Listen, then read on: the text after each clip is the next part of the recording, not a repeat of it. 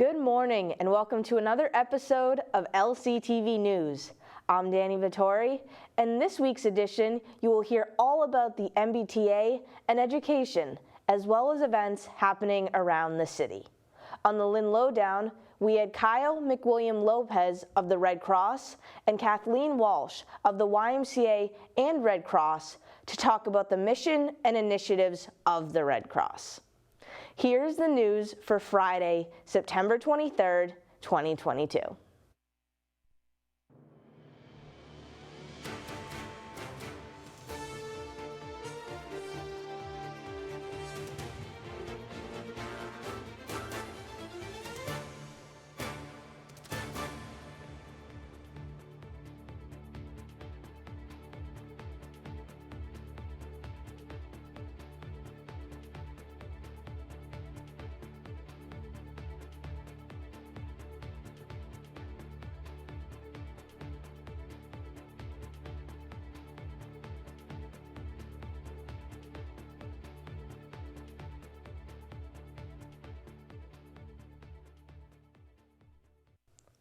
The Lynn commuter rail will be closed beginning October 1st and will remain so until the total renovation of the station is complete. A free shuttle bus from Lynn to Swampscott will be provided until a temporary platform can be built.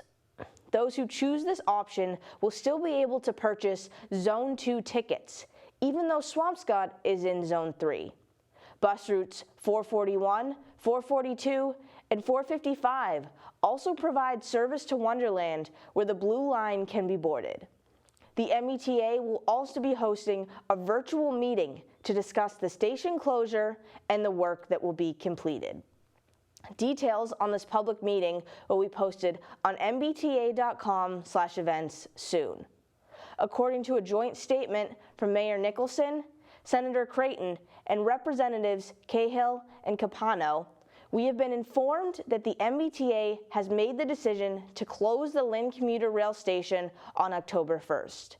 Safety continues to be our top priority, and multiple issues cited by the MBTA have made this closure necessary. We also understand the stress and inconvenience this puts on each resident and rider of the commuter rail. With these burdens in mind, we have worked with the T to ensure that proper mitigation will be offered to Lynn residents, end quote. For a list of specific renovations being done to the station and to read the full statement, head to our website, lyntv.org. The Ginsburg Initiative is a newly formed volunteer advocacy internship for young women. Named after the late Supreme Court Justice Ruth Bader Ginsburg, the initiative will be a group of women aged 14 to 22 who are activists and advocates. Mentored by the Essex County Commissioners, members will meet regularly to discuss issues they believe are important to the county. They must serve at least one full term, running from September to June, with the opportunity to serve for longer. Applications are due by September 25th. To read the full article, go to lyntv.org. Lynn Public Schools and the City of Lynn have announced the timeline for selecting a new superintendent, as well as who is on the selection committee. Applications for the position are due by October 14th, with semi-finalist interviews happening between October 17th and 28th. Finalist interviews and site visits will be between November 17th and December 2nd, with the vote to appoint the superintendent happening before January 5th of 2023. The new superintendent will start on July 1st of next year. The people on the selection committee represent a variety of positions, from school committee members, parents, teachers, the mayor of Lynn, and several others. The water level in the city's reservoir has dropped below 49%, placing Lynn in an enforced water ban. A mandatory water ban has been in effect since the 13th, but stricter enforcements will be put in place. First-time offenders will be issued warnings, with second-time offenders getting $200 fines and fourth-time offenders having services terminated. Also, according to Water Superintendent Robert Dawn, He believes that since it is fall, there's no dire reason to be watering. There's hope that during the fall and winter, the city will be able to recover and return to normal water use next year. The City of Lynn has created and now launched the Early College High School Program, or ECHS, which sends a group of students from Lynn Public Schools to the North Shore Community Campus to take early college classes and high school ones. ECHS is the first of its kind in Massachusetts, as all classes will take place on a college campus. 90 students were selected using a lottery system, with Thurgood Marshall Middle School going first, followed by Pickering Middle School and the Discovery Program at Lynn Tech. The goal is to add 100 students to the program each year for the next 4 years, while also allowing those in the program to see if college is something they are interested in. This was another busy weekend for Lynn, as several events were taking place. Trails and Sales began last Saturday, and Lynn hosted around a dozen events, one of which was an open house at the Grand Army of the Republic. Here is a clip from the event.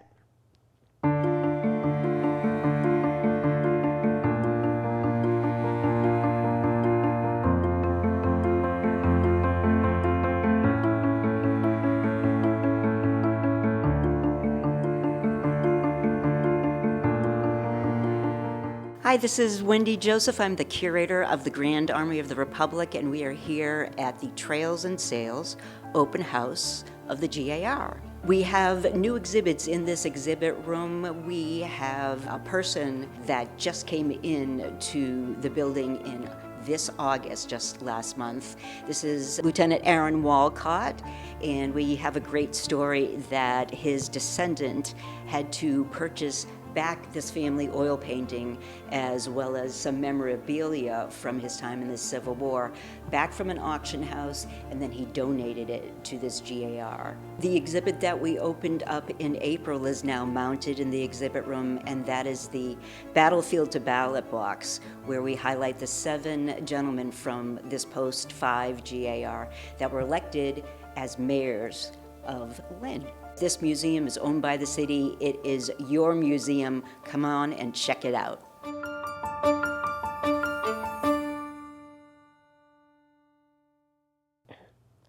St. Stephen's Church was also open for part of Saturday afternoon for the public to come and see the Tiffany windows inside.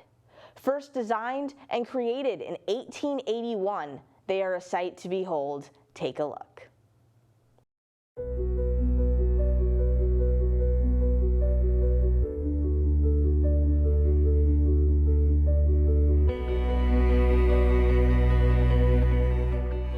Those half globes around the rose windows, those are designed to basically focus the light, so when it hits it, it kind of lights up and almost spotlights the central portion of the window.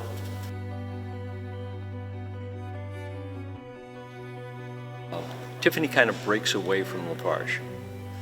He's out on his own, but they share a common philosophy. They don't want to paint or use enamels on window because it cuts down on the ability of the light to go through. So they're looking to find a way of creating colored glass that they can then use to paint the design with the glass itself using different colors, different textures, and the like. We become the oldest Tiffany ecclesiastical installation in the country, and by virtue in the world. In addition to Trails and Sales, there were other events happening, including a cleanup at High Rock Park. Organized as part of a series of cleanups, members of the community and council members showed up to help. Here is more.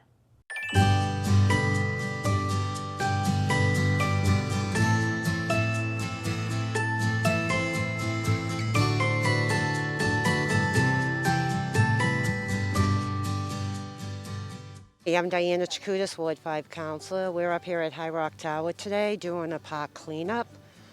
We have a park cleanup every Saturday until the end of October.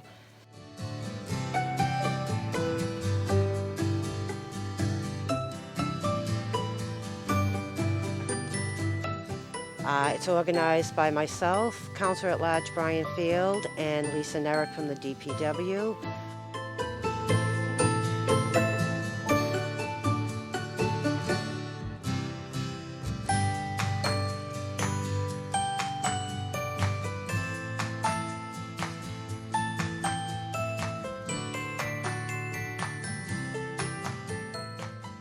We just hope we get more volunteers through the city each Saturday. There is a listing on, I think, the cable station and on Facebook, which park we'll be at every week.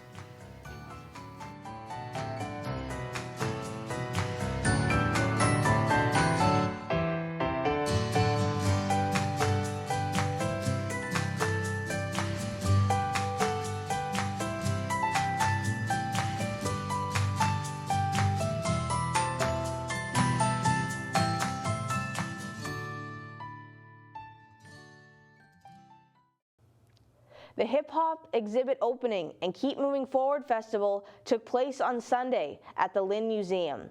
There was a band performing outside, with the panel speaking inside the museum. Here is more from the event.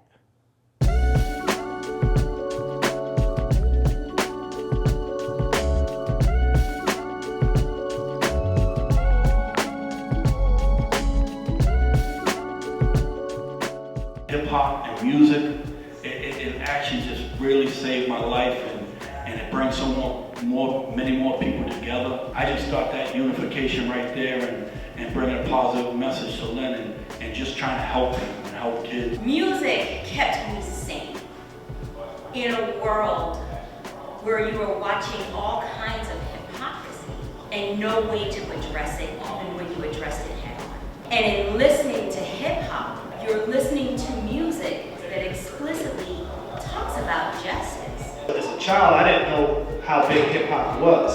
As I got older, my mentors taught me that hip hop had principles. And that's where I gained a sense of mentorship from the art, from the music. So it's way bigger than art and music. For me, it's definitely saved my life because it's given me guidance. I think for me, early on, like coming from immigrant parents, my folks are from Haiti, very conservative culture. Hip hop wasn't something that they grew up with. But for me, hip hop always was that grounding force for me. A lot of the knowledge that I got in life came from a lot of my favorite conscious rappers. That's really what hip hop has probably done to draw us into it. It's been some influence and inspired us to want to learn more about it. And I think once we can pull people into the hip hop orbit, if you will, for a hip hop purpose, then we can put them onto other things that affect them in the community they might not even know about. As part of Trails and Sales, the library gave a history tour about its founding and how the architecture has evolved over the years on Thursday. Take a look.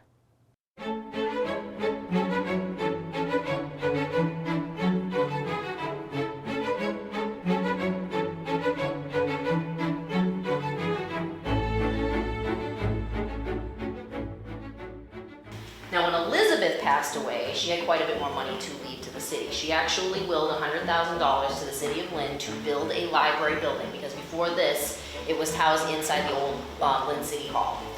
The land, the building, and the furnishings all totaled $211,574.33. So pretty much less than what a house in Lynn goes for now. Yeah.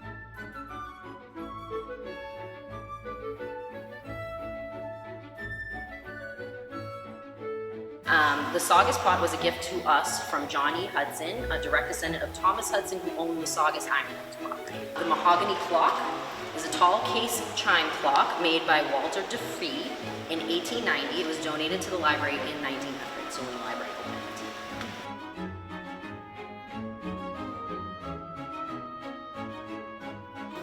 So Ruth Kelly, who wrote the Book of Halloween, who was a librarian here at the library, is rumored to haunt the library. We kind of have adopted Ruth as our unofficial mascot. So we've used her on social media. If anybody's on Facebook, we've posted a few pictures. It's me in a sheet. Oh. And we have glasses because it's a librarian ghost, so she has to have glasses, and I haunt the library. Now for the sports update.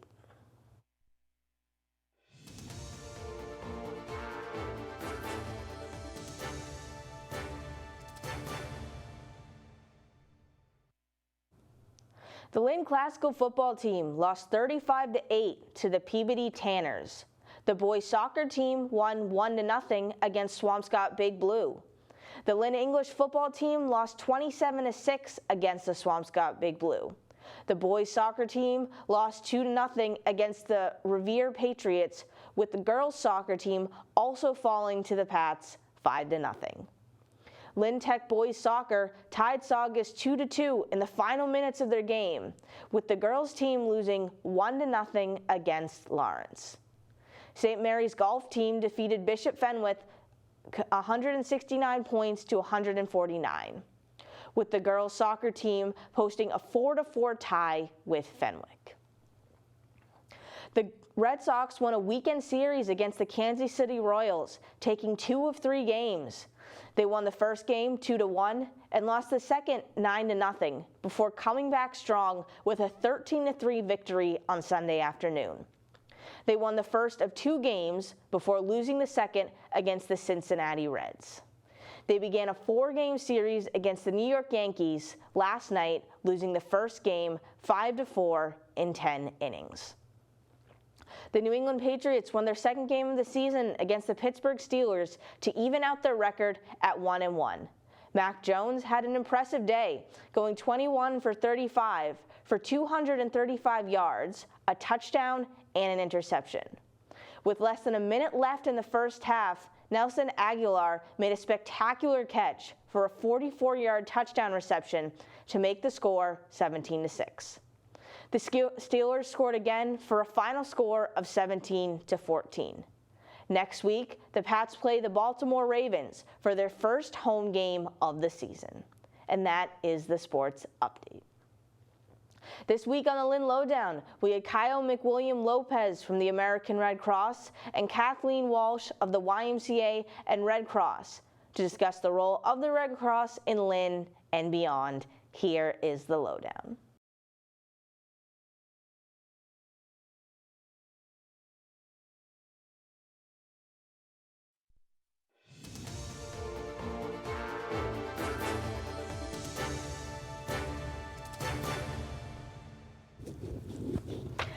Good morning and welcome to another edition of the Lynn Lowdown. I'm Dani Vittori, and today we have on here 2 guests from the American Red Cross and YMCA. We have from, starting on my left, Kathleen Walsh, the CEO of the YMCA of Metro North and a Red Cross chapter board member. We also have Kyle McWilliam Lopez, the executive director of the Northeast chapter of the American Red Cross of Massachusetts. Did I get it all? You did. You got it. Yes. Doing so today. So I will ask both of you, just quickly ask, how did you get involved with the Red Cross initially? Well, I guess I'll start Sure. because I am the newer than the 2 of us. So I work for the YMCA, a nonprofit really focused on social services. And Dave Solomini, who is a board member for the Northeast American Red Cross chapter, approached me about doing some disaster services using our Y. So if there's a big event in Lynn, could we evacuate folks to the Y? And it led to one thing after another. And then he asked me most recently if I was interested in a board position, maybe a couple years ago. And I was intrigued. You know, I think the Red Cross is amazing. You know, what the work that they do is exceptional. And I got to meet Kyle and learned more about specifically what we do, Red Cross Northeast, and I accepted the job. So, you know, for me, it aligns with my values and the values of our organization. Great. And for me, I really have my mom and my dad to thank. I would say, so my story starts with my mom being involved in my school growing up and just showing me the value of service. And then my dad has instilled in me service since I was little. I come from a military family. So I did AmeriCorps, Peace Corps, and I've been the executive director here locally for the last 3 years, and I've been with the organization for 5. Awesome. That sounds great. Thank you. And you'd mentioned it for a little bit, but some of your local disaster services, what have you been doing with that, with the pandemic and then other things that have been happening since? Excellent. Yeah. So our mission is to alleviate human suffering. So the Red Cross is always providing services when people need it most. We deliver that mission across 5 different lines of service. The first, as you mentioned, is disaster. Locally, we're responding to about 2 to 3 home fires on average every day. A lot. So that's a lot. Here in the Northeast, we've got disaster volunteers that go out to, we're seeing about 100+ fires every year.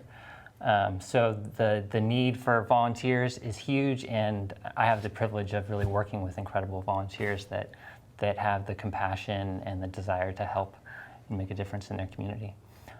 So that's locally on the response front. We're also trying our best to make communities more prepared. So we've got a suite of preparedness programs.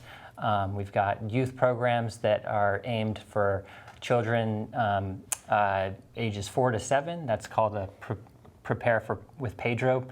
Just teaches kids safety skills, emotional coping skills. We have another one called the Pillowcase Project, and that's for ages 8 to 11. And then we have got preparedness programs for adults and businesses as well. So that's on the preparedness side. And then we're always working with emergency management and community partners to make sure that we are ready for medium to large scale events. Should there be a winter storm or a hurricane and we need to set up a shelter. So we're always looking for good partners to help us with that work, and there is a real need for more people to come out and help us as shelter volunteers. So. And I think, Lynn has had a series of fires, and it's been remarkable at the Red Cross's response. Helping people get relocated, giving them some startup money to get some essentials. And that's not going to change. But what needs to change is we need more volunteers to help.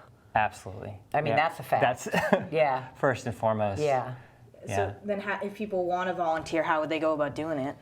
That's a great question, and I think Kyle will answer that. But one of the things that we talked about as a board just yesterday, or maybe a couple days ago, I don't even know anymore. 2 days ago. Is really making it easier. We don't want to have any roadblocks, whether it's language, whether it's technology skills. There's a lot of people that want to volunteer that they may not be the sharpest on online stuff, or they may not know English as their first language. So we talked about that, but Kyle has a way to get people started, and if there are roadblocks, it's a reach out directly to Kyle or even myself, and we can help navigate that for them.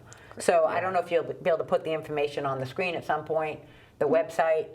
Yeah, that's a great answer, and to your point of we're always looking for people who have bilingual skills, because we're always trying to reach the most vulnerable amongst us with our services, and so we've got a real focus here in the Northeast on the communities that are the most diverse. So places like here, Lynn, Lawrence, Lowell, Salem, Haverhill, Methuen. These are just to name some of the places where we're focusing our efforts on outreach and to build partnerships. But generally speaking, what I would say is if someone's interested in getting involved, please go to redcross.org/volunteer, or you can write an email to mavolunteer@redcross.org. And I want to comment on that. We have the generalization that you think, if I'm going to be a Red Cross volunteer, I have to do X, Y, or Z. They have a directory of opportunities that fits everybody and fits everybody's ability to carve out time.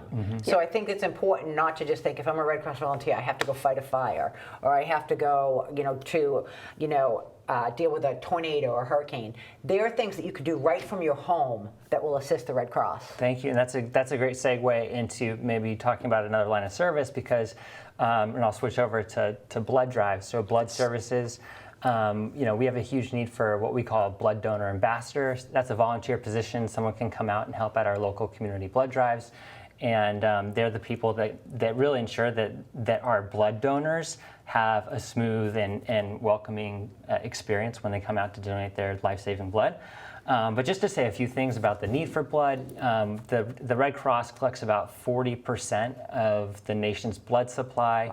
Wow. Every 2 seconds, there's someone in a hospital somewhere that needs a blood transfusion, and so that need is huge. And what else can I say? I think we're always looking to partner with organizations in the community that can either open up their doors and help us message the need for more blood donors, or just sponsor a blood drive. Even if you don't have a location where you can open your location up and host a blood drive, you can help sort of create awareness around that need and increase the blood donor turnout. And Kathleen is a great example of that. It's one of the main things that she's been helping with at her YMCA right here. Yeah, all of our YMCAs host blood drives. And I will tell you, for me personally, I'm a baby, I'm afraid of needles, and I had given blood in high school and college to get the free t-shirt or whatever it was, and it was the in thing to do. Now as an adult, I have now started to give blood again, because I understand what it does. I mean, I can give a pint of blood and potentially save 3 lives. I can't do that any other way. Yeah. And it's a light lift, right? I get a little dizzy, you know that. I have a little issue. We've got beds there in case you need to lay down. However, I mean, I have a friend, who has a bunch of illnesses that require transfusions, and in the heart of the pandemic, she could only get 1/3 of the blood she needed. Oh, wow. And that was the reality for 2 full years. It's gotten a little bit better now, but certainly the need for blood is extraordinary, and it's a gift that we can all give. I shouldn't say all, but a lot of us can give. And yes, you get a little pinch. For me, it's the iron check that's the worst. Yeah. That's the worst. But the feeling afterwards, and the feeling, I get a text on my phone when my blood landed, what hospital it did, and I think that is. If you can't get satisfaction about literally potentially saving someone's life for something so simple that our body will regenerate and will feel fine and really 100% in a few days, I think it's something that everybody that qualifies should do. And if you don't qualify, spread the word to people that can. Yeah, definitely. That sounds right. It's such a huge thing that people need blood. You want to get people to donate. And I'll transition a little bit, because one of the big things you also talked about was the sickle cell initiative, which I know is tied a little bit into blood, but is also a larger initiative that you definitely mentioned before as well. Yeah, this one, and it's actually one of the reasons why we got in touch, you and I, because we were at the Diversity Matters Festival here in Lynn, and one of the things we're trying to raise awareness about is this national initiative, which is the Sickle Cell Initiative. For those who don't know, sickle cell is the most common genetic blood disease. I think it's up to 100,000 people are affected nationwide, and people that are affected, they really need a blood transfusion from a Black donor, right? And so there's a huge need, and we're trying to ensure that these poor people that suffer from this disease can get the blood transfusions that they need. And just to give you a glimpse of what that looks like, one person may need up to 100 transfusions every year. Wow. And when someone needs that blood that has sickle cell, it's excruciating pain that they're going through. It's just one of the things that we're trying to do is to partner with the Black community more than ever, and in doing that, increase Black donor turnout. Yeah. They're working especially hard. Dave Solimene and the Biomed Committee, which I am part of, is really working hard in this city to raise awareness and to really, ask for donors, because we want to help people even within the city. I mean, it's a fact. It's one of the startling statistics for me was, African American population makes up 13% of the population, but African American blood donors are only 3%. So that's a huge gap. Yeah. So no matter what we do, can't help everybody, and we want to get to the point where we can. Again, light lift, give it a pint of blood. And we actually have a blood drive that's upcoming, a sickle cell blood drive on November 5th. It's going to be here in Lynn. I can share more information with you after the show, but it's going to be at the Pentecostal Church here in Lynn on November 5th. And for those of you familiar with the YMCA in Lynn, we do monthly blood drives. Oh, great. So people can come in, they can see the brand new DeMarcus YMCA. Can't work out after giving the blood. Though. They have to wait a day. They have to wait a day, but they can come in, and it's beautiful. We have parking, and we have great staff, and it's relatively comfortable. It gives me 20 minutes of laying down. There you go. All I can ask. In that beautiful brand new YMCA. Exactly. And again, we have those in Melrose and Saugus and Peabody as well. But for people in Lynn, DeMarcus YMCA. Yes. And Kyle, maybe you could tell them how people can find out where the schedule is? Yeah, the best thing to do are the two really easy ways. Go to redcrossblood.org. You type in your zip code, all of the upcoming nearest blood drives that are happening will pop up. And then the second thing is you can download a blood donor app. And I highly encourage people that do want to start giving blood to do that, because it's going to make your visit just way more efficient, and it's really great. And like I said, you get alerts where your blood goes. That's right. Yep. Which is also which is really cool. It is. Yeah. It's really cool. Yep. Yeah, the few times I've donated and then it comes up and it says your blood went here, your blood went there. It is. It's just such a satisfying thing to know. It did. I went and was in bed for 20 minutes, half an hour, and something I could do to help somebody else Exactly. or multiple Three people. lives. Yeah. 3 lives. So I think I've given 4 pints, so I'm up to 12 lives, which is really satisfying. That's great. I couldn't do it any other way. No, definitely not. But it is. It's such an incredible thing, and I want to thank you again for coming on to talk about it. I'm sorry we have to wrap up. Okay. It feels like it's been so quick already, but is there anything else that you wanted to share either? I think just one thing I wanted to mention, our Restoring Family Links program. Yes. This is a part of our international services work. People who are unfortunately displaced or separated from their families globally, either by war, migration, emergency, disasters, and other international emergencies. The Red Cross Global Network helps to reunite these families.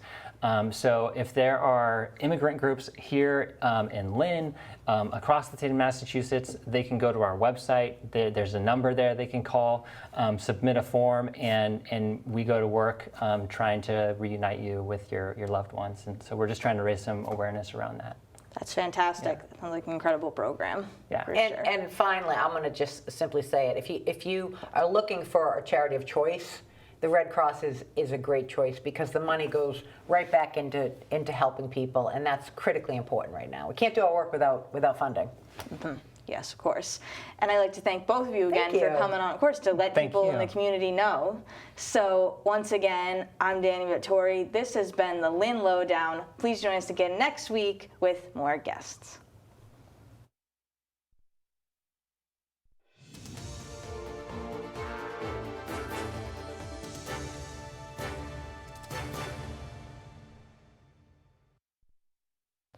Now for the community calendar.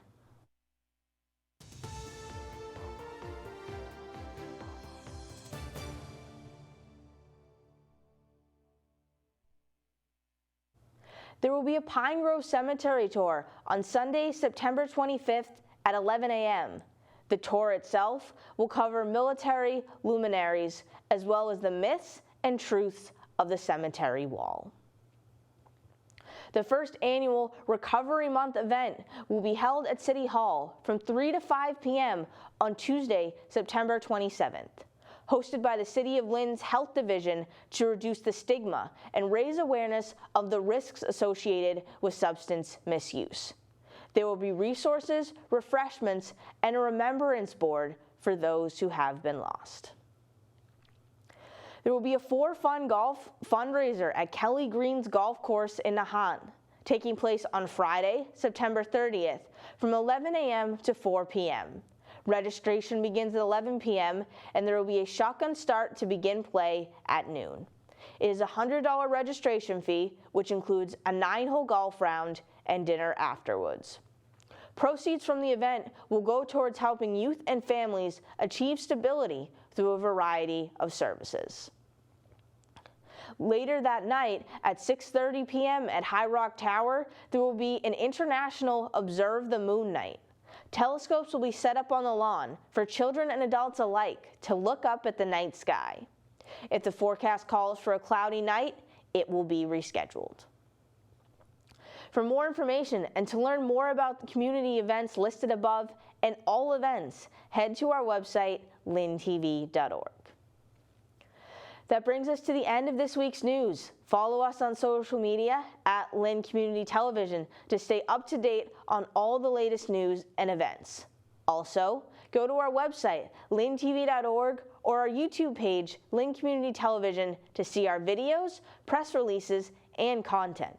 I'm Dani Vittori, and we will see you next week.